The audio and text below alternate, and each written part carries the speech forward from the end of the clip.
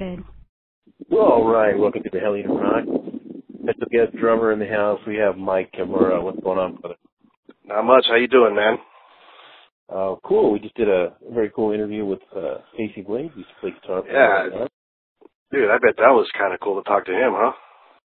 Yeah, that was awesome. Got some new stuff coming out. That's very cool. He's going to be working with Jimmy DeAnda on some new stuff from Full Boys fame. Nice. Can't wait to hear that. Yeah, now we've got badass, cool drummer Mike Kimura in the house. So, brother, cool. You've got projects you're working at these days, right? Tell us about that. Man, I got all kinds of stuff going on right now. I'm a busy man. Both of my bands, Voice of December and Darken the Day, are in the studio writing new songs and getting ready. We're going to be coming out swinging soon. Darken the Day, this will be our very first CD together. We got 10 songs ready to go. That one's going to be cool. Voice of December, we're all writing new stuff right now. We got about, I'm going to say 8 songs ready to go. So we got about 2 more songs we got to write, and then we'll get started on that one. So, yeah, that's going to be pretty fun. Yeah, both of those bands, Voice of December and Darken the Day, total opposite genres. You know, you got dark and, gothic sound in Voice of December and straight up hard rock and Darken the Day. How's it like serving those 2 different bands?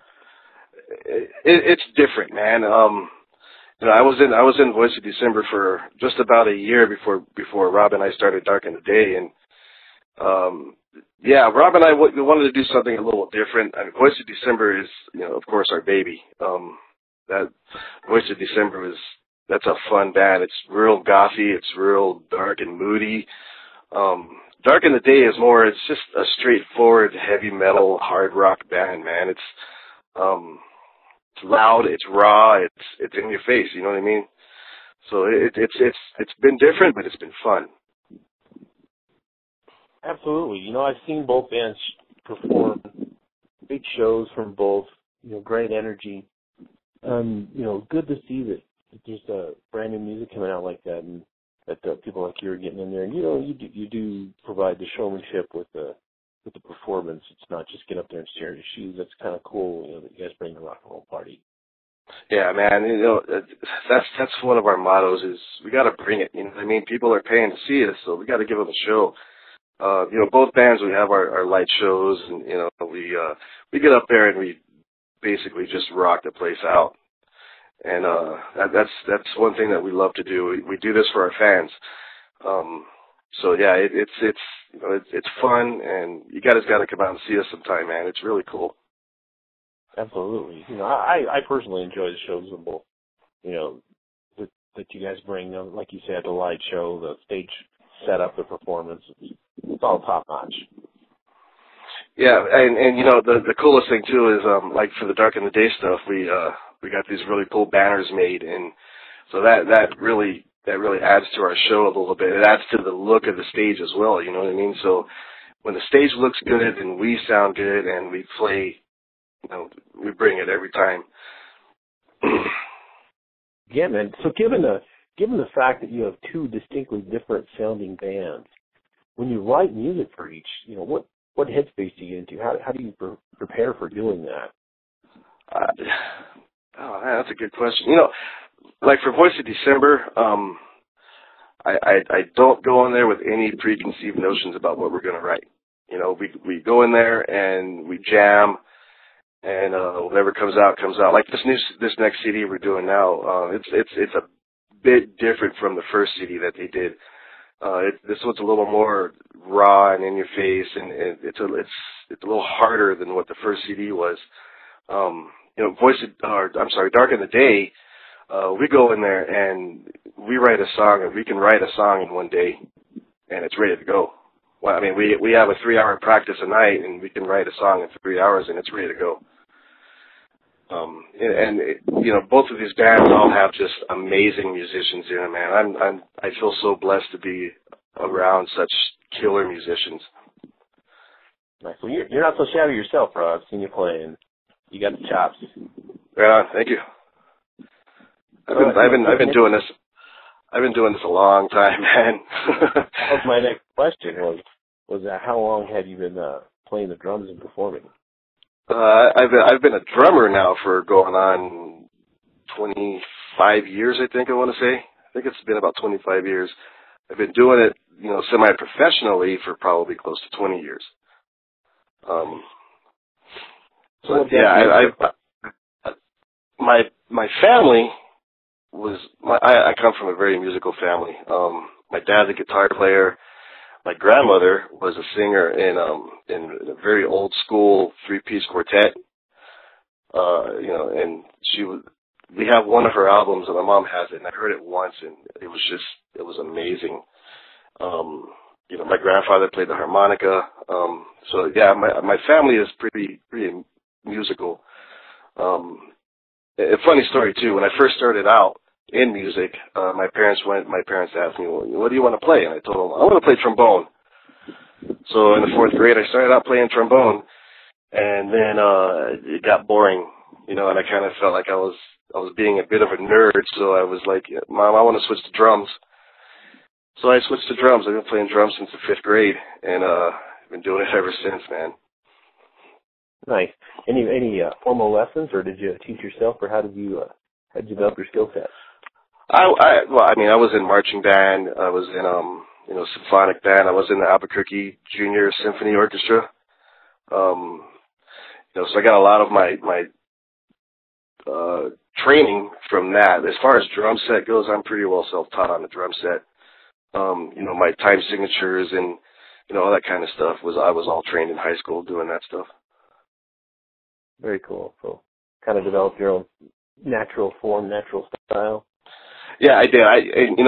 One of the things that I did too was I just studied drummers like crazy. Van Hellion, and back in the 80s, I made Neil Peart and stuff like that. I studied drummers like crazy, and so I kind of got my style of playing from. I stole it from all these different drummers. You know what I mean? So you got a hybrid style that you took the best of theirs, and made your own Kimura style of playing. Yeah, exactly. That's pretty much exactly what I did. Very cool. That's awesome. You took you learned what you could from them and made it your own, and you're not necessarily sticking with their certain style of playing. You gleaned out what you thought would work for you and made it work. That's awesome. Yeah, right. I want to, besides Neil Peart and Mike Portnoy and stuff like that, one of my other favorite drummers is Vinnie Paul. The guy is a beast, and it was just, from the Pantera days, he was just one of my idols. Another one of my idols was Tommy Lee. Say what you will about Motley Crue, and I understand they're getting old and Vince Neil can't sing anymore and blah, blah, blah, but Tommy Lee is still the man. And I will back that to my dying day. Exactly. Motley, it's very funny you say that. I use Motley in a lot of conversations about rock and roll and on what to do, what not to do, and how to recoup from that. That man's a classic example of the rock and roll formula. So absolutely. And Tommy Lee was in marching band. So there you go. He was. And I don't know if you ever saw that TV show with him, when he went back to marching band during college and basically couldn't do it. No, actually, I didn't. I remember that, but I never did get a chance to check it out. It was the funniest thing ever, and it just goes to show you that you can do one thing and not do another thing and still be one of the best around. Yep, absolutely. That's a true statement there. So, looking forward. When are we going to see these 2 new releases coming out? Soon, I hope. For me, recording a CD, I can usually knock a CD out in a week, maybe 2 weeks tops. And as good as the musicians are in both of these bands, I don't see it going any further past maybe a couple months.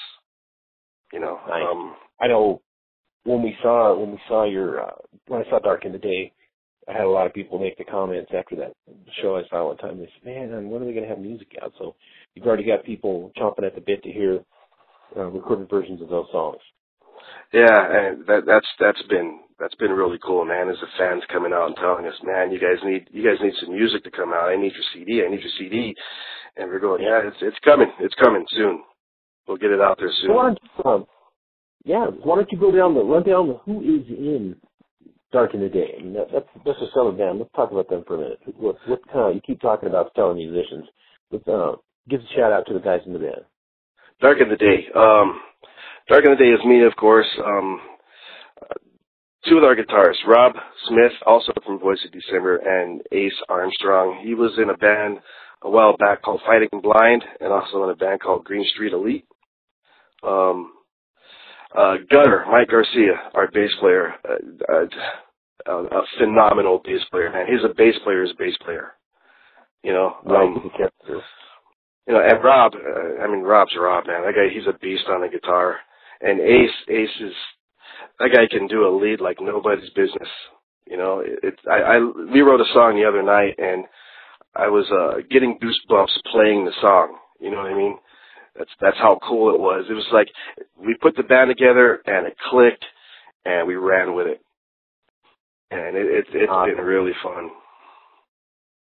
And you got a new singer. Tell us about the new singer. Our new singer, Drew. I like to call him Jucifer. Yeah, he's something else, man. This guy he's a good singer. He sings for another band called Shattered on Stone, and I went and saw them play the other night.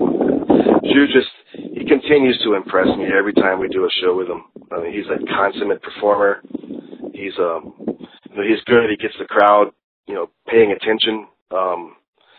Drew he's a cool singer. I really dig that guy a lot. Very cool. And now let's get a rundown on Voice of December. Voice of December, me again, Rob Smith again on guitar, John Roberts on lead guitar, and Ben Bunner on bass, and our singer, K. Tracy Ruin. That guy's twisted. His lyrics are some of the coolest lyrics I have ever heard. I love his lyrics. His style of singing, he's got that real low, deep tone voice. And I think that's where the whole goth metal thing comes from, is from his voice. It's Voice of December. That's another band that to me is just kind of the pinnacle of my career right now. Right. Rob takes you down like a scary place when you read the lyrics, hear the lyrics, and watch his stage performance. I mean, not Rob, Tracy. Yeah. He just takes us some scary places, man, and it's very cool. That whole vibe and that whole genre is an awesome thing. Yeah, and Tracy, you can tell Tracy he's he likes to read books, I think, because that guy he comes from the depths of somewhere, and he brings these lyrics that are just they creep you out, So other than that, playing, you've got to be listening to some new music, some other stuff. What's been picking up your ears lately? I'm gonna tell you right now.